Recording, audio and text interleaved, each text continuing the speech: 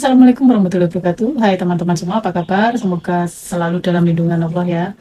Hari ini saya ingin berbagi sedikit cerita dan renungan karena ada sebuah peristiwa yang sedang ramai diperbincangkan dan sangat mengingatkan kita akan pentingnya sikap serta etika.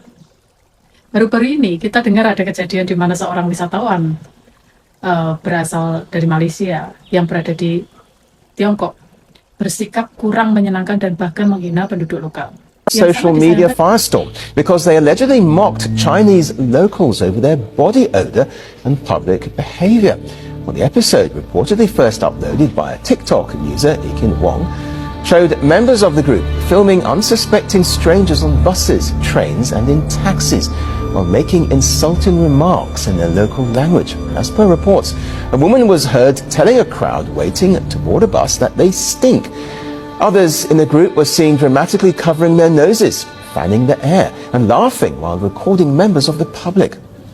And there's another image being shared about noisy passengers on a train, one tourist reportedly blaming local commuters for disturbing her sleep, while one more is about a cab driver. The same tourist reportedly asked the driver, had he not taken a bath?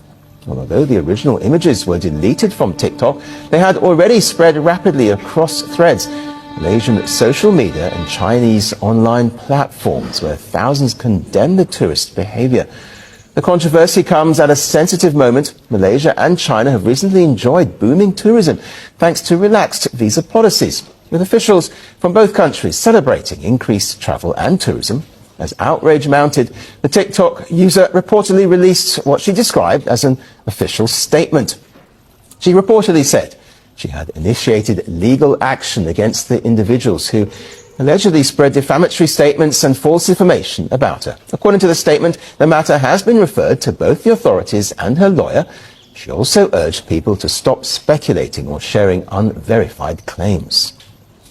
However, the legal warning has done little to quieten the backlash. For many observers, the controversy has become about far more than unpleasant comments over body odor. It has reignited conversations about travel etiquette in the age of viral content, where filming strangers for laughs. Yang sangat disayangkan dan mengejutkan, dan kabarnya wanita-wanita ini bukannya meminta maaf, malah mereka itu menuntut balik atas beredarnya video-video mereka.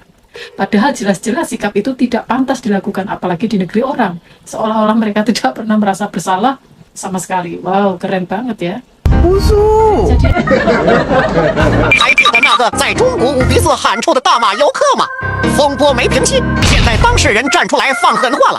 一名疑似视频中女子发声明，说已找律师报警，要依法追究所有诽谤和散布假消息的人。从被全网围剿到反手亮法律牌，这波操作把事件推上新高度。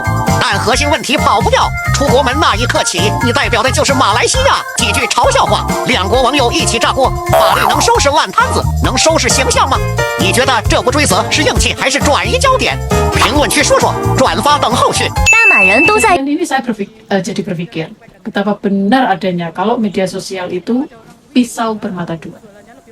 Kalau tidak digunakan dengan benar dan bijak, ia akan merusak pola pikir, mengubah perilaku menjadi aneh, dan membuat seseorang itu melakukan hal-hal yang tidak masuk akal hanya demi mencari perhatian atau sensasi.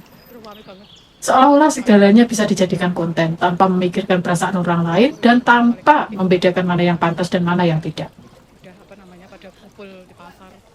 Namun teman-teman, berdasarkan pengalaman saya sendiri ya, yang sudah cukup lama tinggal di Tiongkok ini, saya itu merasakan, justru saya merasakan perbedaan ya, seperti yang mereka, dari pengalaman mereka ya.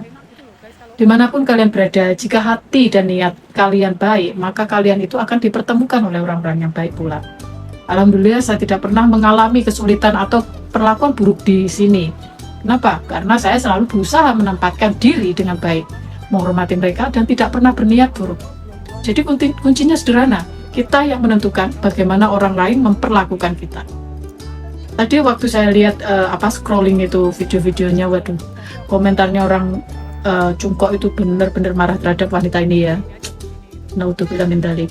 Satu hal yang ingin saya tekankan, tidak semuanya itu pantas dijadikan konten. Merekam kebahagiaan itu boleh, berbagi cerita itu boleh, tapi merekam aib orang lain, apalagi sampai menghina dan merendahkan, itu sangat tidak etis dan tidak sopan. Sebagai manusia, apalagi sebagai tamu, kita itu harus punya rasa malu dan rasa hormat. Adab itu jauh lebih mahal harganya daripada penampilan luar sekecil apapun. Jadi intinya mari kita jadikan kejadian ini sebagai pelajaran yang berharga. Gunakan media sosial untuk hal-hal yang positif. Jaga lisan dan sikap kita dimanapun berada. Dan selalu ingat untuk menempatkan diri sebagaimana mestinya. Hormati orang lain, niscaya kamu akan dihormati. Semoga kita semua selalu diberikan kelancaran dan akhlak yang baik. Terima kasih atas waktunya. Wassalamualaikum warahmatullahi wabarakatuh. Bye-bye.